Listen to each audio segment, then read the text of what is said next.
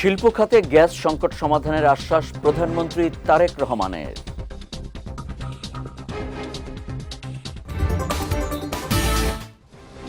স্বাস্থ্যসেবা জনগণের কাছে সহজলভ্য করতে সরকার বদ্ধপরিকর, জানালেন স্বাস্থ্যমন্ত্রী।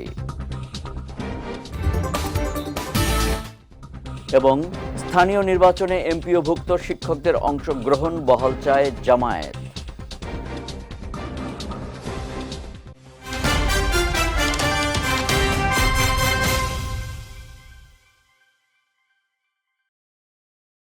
আসসালামু আলাইকুম। পুষ্টি চা নিবেদিত বিজয় রাতের সংবাদে আমন্ত্রণ জানাচ্ছি আমি কনুজ শিকদার। শুনছিলেন শিরোনাম, এবারে বিস্তারিত। প্রধানমন্ত্রী তারেক রহমানের সঙ্গে দেখা করেছে মাইলস্টোন স্কুলে বিমান দুর্ঘটনায় নিহত অষ্টম শ্রেণীর শিক্ষার্থী তাসনিয়ার ছোট ভাই তাহসিন। আজ বাবা নাজমুল হককে সঙ্গে নিয়ে প্রধানমন্ত্রীর কাছে যান তাহসিন। এ সময় সন্তান হারানো বাবার প্রতি গভীর সমবেদনা ও শোক প্রকাশ করেন প্রধানমন্ত্রী তারেক রহমান। সেই সঙ্গে ভবিষ্যৎ লক্ষ্য বাস্তবায়নে তাহসিনকে নিষ্ঠার সঙ্গে কাজ করার পরামর্শ দেন তিনি। এ সময় প্রধানমন্ত্রী নিজে সই করা একটি বাস্কেটবল ও ড্রোন সেট উপহার দেন তাহসিনকে। সাক্ষাৎ শেষে উচ্ছ্বসিত তাহসিন জানায়, সরকার প্রধানের সঙ্গে দেখা করতে পেরে সে খুব আনন্দিত ও অনুপ্রাণিত। শিল্প খাতে গ্যাসের সংকট সমাধানে উদ্যোগ নেওয়ার আশ্বাস দিয়েছেন প্রধানমন্ত্রী তারেক রহমান। সকালে সচিবালয়ে প্রধানমন্ত্রীর সঙ্গে বৈঠক শেষে এই তথ্য জানান বাংলাদেশ টেক্সটাইল মিলস অ্যাসোসিয়েশনের সভাপতি শওকত আজিজ রাসেল। এ সময় সময়োপযোগী সিদ্ধান্ত না নেওয়ার কারণে শিল্প খাতে গ্যাসের সংকট তৈরি হয়েছে বলে অভিযোগ করেন তিনি। শওকত আজিজ রাসেল বলেন, প্রধানমন্ত্রী টেক্সটাইল খাতের পরিস্থিতি বোঝার চেষ্টা করছেন। টেক্সটাইল খাতের সমস্যা সমাধানে সরকারের আন্তরিকতায় উদ্যোক্তারা উৎসাহ বোধ করছেন। পুরোপুরি বন্ধ বা আংশিক ক্ষতিগ্রস্ত কারখানাগুলোর কোথায় কতটুকু সহযোগিতা প্রয়োজন তা চিহ্নিত করতে উদ্যোক্তাদের কাছে প্রতিবেদন চাওয়া হয়েছে বলে জানান বিটিএমএ সভাপতি। গ্যাসের যে সংকটটা আছে এটা তো নতুন সংকট না, এটা অনেক পূর্বের। আপনার সময়োপযোগী সিদ্ধান্তগুলো নেওয়া হয়নি বলেই আজকে এই সংকটটা। তো উনি দুটো অফিসারিও স্থাপন করবেন বলে বলেছেন এবং এটা নিয়ে বহির্বিশ্বে ওনাদের আলোচনাও চলছে। আজকে উনি সবাইকে মিটিংয়ে রেখে উনি কথা কম বলেছেন, খালি শুনেছেন। উনি চেষ্টা করছেন বোঝবার জন্য এবং উনি বোঝেন, আরও বোঝবার জন্য, আমাদেরকে বোঝবার জন্য, আমাদের মাইন্ডসেট বোঝার জন্য উনি বসছেন এবং আমি বিশ্বাস করি উনি একটা সুরাহা করবেন। কিন্তু আমাদের অনেক কিছু আমাদের অনুকূলে নেই, তো ওগুলার নিয়েও কথাবার্তা হচ্ছে, ওগুলা নিয়েও আমরা আলোচনা করব। তো সব তো এক রাতে শেষ হবে না, আস্তে আস্তে আমার বিশ্বাস একটা একটা করে সমস্যার সমাধান হবে। তবে হ্যাঁ, আমাদেরকে উনি নেগলেক্ট করেনি, আমাদের কোনো এক্সিট প্ল্যানের কথাও বলেনি, উনি আমাদেরকে রিভাইভ করার জন্য চেষ্টা করছেন। স্বাস্থ্যসেবা জনগণের কাছে সহজলভ্য করতে বর্তমান সরকার বদ্ধপরিকর। এজন্য এই খাতে কর্মরতদের সততার সঙ্গে কাজ করার আহ্বান জানিয়েছেন স্বাস্থ্যমন্ত্রী সরদার মোহাম্মদ সাখাওয়াত হোসেন। সকালে রাজধানীর আন্তর্জাতিক মাতৃভাষা ইনস্টিটিউটে আয়োজিত এক কর্মশালায় তিনি একথা জানান। এ সময় মন্ত্রী বলেন, কেবল অর্থের ঘাটতি নয়, প্রশাসনিক ও প্রক্রিয়াগত প্রতিবন্ধকতার কারণেও প্রয়োজনীয় ওষুধ, রোগ নির্ণয় ও প্রশিক্ষিত জনবল স্বাস্থ্যসেবায় সঠিকভাবে কাজে লাগাতে পারছে না। তিনি আরও বলেন, অতীতের সরকারগুলো পরিকল্পনা ছাড়া কার্যকারিতা বিবেচনা না করে স্বাস্থ্য খাতে অনেক যন্ত্রপাতি কিনে বিপুল অর্থের অপচয় করেছে। অফিসারদের সাথে মিলেমিশে 11 কোটি টাকার মেশিন আওয়ামী লীগ আমলে 18 কোটি টাকা দিয়ে 2টা রেডিও থেরাপির মেশিন কেনা হয়েছে। এইভাবে অনেক এক্সরে মেশিন আনা হয়েছে, but there was no technologist. Unplanned investment of the hard and money of the poor people of this country. Hazrat Shahjalal আন্তর্জাতিক বিমানবন্দরের তৃতীয় টার্মিনাল চালু হলে প্রতি বছর প্রায় 24 মিলিয়ন যাত্রীকে সেবা দেওয়া সম্ভব হবে বলে জানিয়েছেন বেসামরিক বিমান পরিবহন ও পর্যটন প্রতিমন্ত্রী এম রশিদুজ্জামান মিল্লাত। সকালে রাজধানীর একটি 5 তারকা হোটেলে আয়োজিত এক অনুষ্ঠানে তিনি একথা জানান। এ সময় একটি শক্তিশালী এভিয়েশন সেক্টর গড়ে তোলার জন্য সকলের সহযোগিতা কামনা করেন তিনি। অনুষ্ঠানে অন্যান্যের মধ্যে পররাষ্ট্র মন্ত্রণালয়ের উপদেষ্টা হুমায়ুন কবির, বেসামরিক বিমান চলাচল কর্তৃপক্ষের ঊর্ধ্বতন কর্মকর্তা, বিভিন্ন দেশের কূটনীতিক, ভ্রমণ ও পর্যটন খাতের শীর্ষ নেতারা এবং গণমাধ্যমের প্রতিনিধিরা উপস্থিত ছিলেন। এমপিওভুক্ত শিক্ষকদের স্থানীয় সরকার নির্বাচনে অংশগ্রহণের সুযোগ বহাল রাখা এবং নির্বাচন কমিশন সচিবালয়ের অতিরিক্ত সচিব পদে মোহাম্মদ শামসুল আলমের চুক্তিভিত্তিক নিয়োগ বাতিলের দাবি জানিয়েছে বাংলাদেশ জামায়াতে ইসলামী। সকালে রাজধানীর আগারগাঁওয়ের নির্বাচন ভবনে নির্বাচন কমিশনের সঙ্গে বৈঠকে এসব দাবি জানায় দলটির সেক্রেটারি জেনারেল মিয়া গোলাম পারোয়ারের নেতৃত্বাধীন একটি প্রতিনিধি দল। বৈঠকে জামায়াতের পক্ষ থেকে জানানো হয়, বিদ্যমান আইন অনুযায়ী এমপিওভুক্ত শিক্ষকেরা চাকরি ছেড়ে স্থানীয় সরকার নির্বাচনে অংশ নিতে পারলেও ইসির সাম্প্রতিক সুপারিশে এই সুযোগ বাতিলের প্রস্তাব করা হয়েছে, যা নাগরিকদের সাংবিধানিক রাজনৈতিক অধিকারের পরিপন্থী। এ সময় অবসরের পর একজন চিহ্নিত দলীয় ব্যক্তিকে ইসির অতিরিক্ত সচিব পদে চুক্তিভিত্তিক নিয়োগ দেওয়ার সিদ্ধান্তে তীব্র আপত্তি জানান তারা।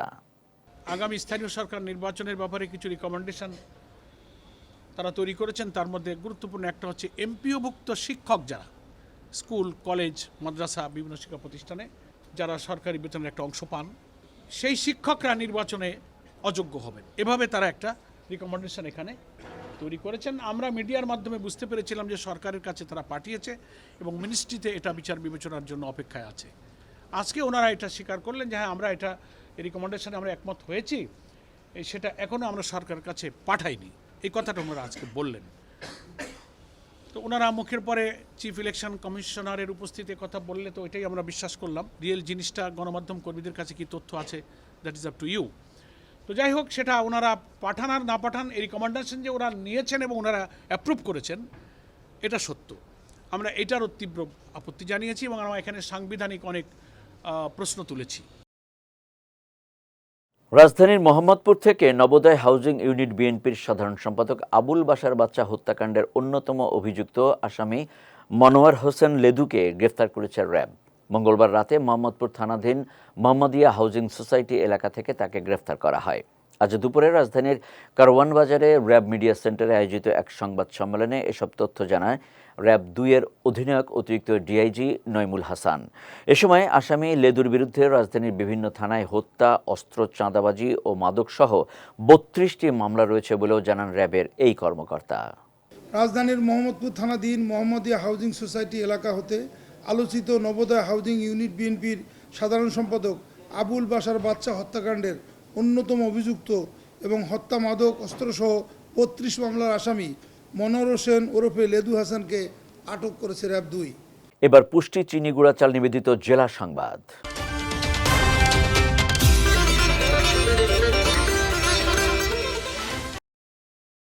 চট্টগ্রাম নগরীর আলোচিত ও শীর্ষ সন্ত্রাসী হিসেবে পরিচিত মোবারক হোসেন ইমন ওরফে ডেভিড ইমনকে যশোর থেকে গ্রেফতার করেছে যৌথ বাহিনী। এ সময় তার সঙ্গে থাকা আরও ৩ সহযোগীকেও আটক করা হয়। আইনশৃঙ্খলা বাহিনীর প্রাথমিক ধারণা, তারা সীমান্ত দিয়ে ভারতে পালিয়ে যাওয়ার প্রস্তুতি নিচ্ছিল। ভোরে যশোর শহরের ঝুমঝুমপুর এলাকায় অভিযান চালিয়ে যশোর জেলা গোয়েন্দা পুলিশ ও কোতোয়ালি থানা পুলিশের সমন্বয়ে গঠিত ৯টি টিম তাদের গ্রেফতার করে। পরে বুধবার সকাল 10টার দিকে চট্টগ্রাম জেলা পুলিশের কাছে তাদের হস্তান্তর করা হয়। পুলিশের তথ্য মতে ডেভিড ইমনের বিরুদ্ধে হত্যা চেষ্টা, চাঁদাবাজি, অবৈধ অস্ত্র এবং সংগঠিত সন্ত্রাসী কর্মকাণ্ডের অভিযোগে একাধিক মামলা রয়েছে। এসব অভিযোগে তদন্ত ও বিচারিক কার্যক্রম চলমান রয়েছে। সে শীর্ষ সন্ত্রাসী সাজ্জাদের লোক, সে বিভিন্ন সময় বিভিন্ন অপারেশনে লিডিংও দিয়েছে। তো তাকে চট্টগ্রাম জেলা পুলিশের গোয়েন্দা টিম অনেক দিন আগে থেকেই তার ব্যাপারে তথ্য সংগ্রহ করছে। তাকে নজরদারিতে রেখেছিল চট্টগ্রাম জেলা গোয়েন্দা টিম। এরই একটা পর্যায়ে চট্টগ্রাম জেলা পুলিশের গোয়েন্দা দল খবর পায় যে সে ঢাকায় অবস্থান করছে। তাকে ঘিরে ফেলা হয়। তাকে নজরদারি রাখা হচ্ছে সেই বিদেশ থেকেই। সে কখনো বিদেশে যায়, কখনো দেশে থাকে এবং বিভিন্ন বিদেশি নাম্বার থেকে কথা বলে ধোঁকা দেয় বা আসলেও প্রকৃত বিদেশে থাকে, এরকম মিলিয়ে ঝিলিয়ে সে সম্পূর্ণ নজরদারিতেই ছিল। পরবর্তীতে ঢাকায় তাকে নজরদারির একটা পর্যায়ে তারা গোপন সূত্রে জানতে পারে যে সে সম্ভবত ভারতে পালিয়ে যাওয়ার উদ্দেশ্যে সে যশোরের পথে যাচ্ছে। এরই একটা পর্যায়ে চট্টগ্রাম জেলা গোয়েন্দা দল এবং তারা যশোর পুলিশের সাহায্য নিয়ে ঝিকরগাছা, যশোরের একটি থানা ঝিকরগাছা, ওখানে ধুমধুমপুর জায়গা থেকে তাকে গতরাতে আটক করে। ময়মনসিংহে স্বামীকে হত্যার দায়ে স্ত্রী আফরোজা শেখ ইতিকে যাবজ্জীবন কারাদণ্ড দিয়েছেন আদালত। একই সঙ্গে তাকে 50,000 টাকা অর্থদণ্ড এবং অনাদায়ে আরও 6 মাসের সশ্রম কারাদণ্ড প্রদান করা হয়েছে। দুপুরে বিশেষ দায়রা জজ আদালতের বিচারক ফারহানা ফেরদৌস এ রায় দেন। মামলার বিবরণে জানা যায়, শফিকুল ইসলাম সপু প্রথম স্ত্রী ও সন্তানদের সঙ্গে যোগাযোগ রাখায় প্রায় ঝগড়াঝাটি হতো দ্বিতীয় স্ত্রী ইতির সঙ্গে। এরই জেরে 2019 সালে 10 জুন সপুকে শ্বাসরোধ করে হত্যা করে দ্বিতীয় স্ত্রী ইতি। এ ঘটনায় নিহতের মা বাদী হয়ে কোতোয়ালি মডেল থানায় ইতি ও তার ভাই দিন ইসলামকে আসামি করে মামলা দায়ের করেন। এদিকে রায়ে দিন ইসলামের বিরুদ্ধে অভিযোগ প্রমাণিত না হওয়ায় আদালত তাকে খালাস দেন। প্রধানমন্ত্রী তারেক রহমানের জন্য শুভেচ্ছা উপহার হিসেবে 780 কেজি কিউ জাতের আনারস পাঠিয়েছেন ভারতের ত্রিপুরা রাজ্যের মুখ্যমন্ত্রী অধ্যাপক ডাক্তার মানিক সাহা। দুপুরে ব্রাহ্মণবাড়িয়ার আখাউড়া স্থলবন্দর দিয়ে আনারসগুলো বাংলাদেশে পৌঁছায়। আনারস গ্রহণ করতে আখাউড়ার ইন্টিগ্রেটেড চেকপোস্টের 0 পয়েন্টে উপস্থিত ছিলেন চট্টগ্রামে অবস্থিত ভারতীয় সহকারী হাইকমিশনের সহকারী কনসুলার কর্মকর্তা পঙ্কজ জ্যোতি দাস, কর্মকর্তা সজীব চক্রবর্তী, আখাউড়া আন্তর্জাতিক ইমিগ্রেশন চেকপোস্টের ইনচার্জ মোহাম্মদ আলাউদ্দিন এবং আখাউড়া কাস্টমসের রাজস্ব কর্মকর্তা মোহাম্মদ জসিমউদ্দিন। ত্রিপুরা সরকারের পক্ষে উপস্থিত ছিলেন কৃষি ও কৃষক কল্যাণ দপ্তরের সচিব অপূর্ব রায়, ডাইরেক্টর ডক্টর ফণীভূষণ জমাতিয়া। যাচ্ছি পুষ্টি ড্রিঙ্কিং ওয়াটার নিবেদিত খেলার সংবাদে।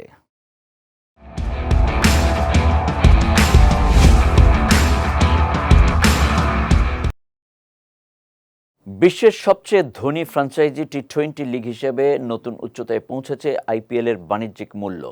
বুধবার প্রকাশিত যুক্তরাষ্ট্রভিত্তিক বিনিয়োগ ব্যাংক হুলিহান লোকির প্রতিবেদনে বলা হয়েছে, এক বছরে আইপিএলের ব্যবসায়িক মূল্য বেড়েছে 11% বেশি, যা এখন $20.6 বিলিয়ন। সম্প্রচার সত্ত্ব, স্পন্সরশিপ ও বৈশ্বিক দর্শক বৃদ্ধির কারণে লিগটির বাণিজ্যিক শক্তি আরও বেড়েছে। এদিকে রয়্যাল চ্যালেঞ্জার্স বেঙ্গালুরু বিক্রি হয়েছে রেকর্ড $1.78 বিলিয়ন। প্রতিবেদনে বলা হয়েছে, বিনিয়োগকারীদের আগ্রহ ও বৈচিত্র্যময় বাণিজ্যিক মডেলের কারণে আইপিএলের দীর্ঘমেয়াদী মূল্য আরও বাড়ার সম্ভাবনা রয়েছে।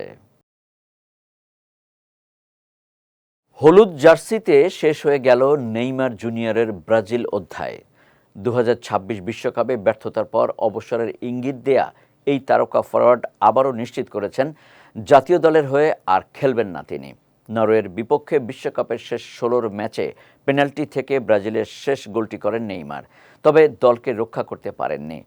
16 বছরের আন্তর্জাতিক ক্যারিয়ারে ব্রাজিলের হয়ে 130 ম্যাচে 80 গোল ও 59টি অ্যাসিস্ট করেছেন তিনি।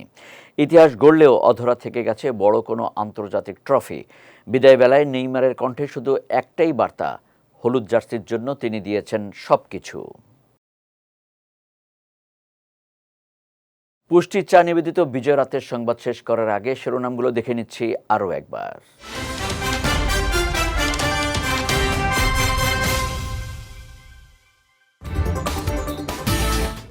শিল্প খাতে গ্যাস সংকট সমাধানের আশ্বাস প্রধানমন্ত্রী তারেক রহমানের।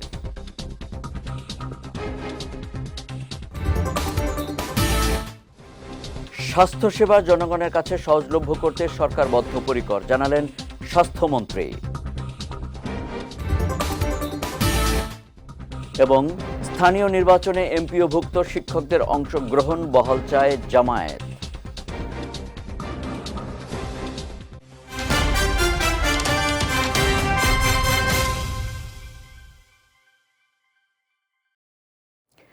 বিজয় রাতের সংবাদ শেষে আজকের মতো আমি কনুদ শিকদার আপনাদের কাছ থেকে বিদায় নিচ্ছি।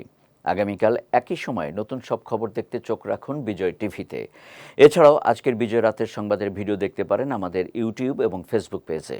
আমাদের ইউটিউব হলো youtube.com/bijaytvofficial এবং আমাদের ফেসবুক পেজ হলো facebook.com/bijaytvlimited। এতক্ষণ সঙ্গে থাকার জন্য ধন্যবাদ সবাইকে।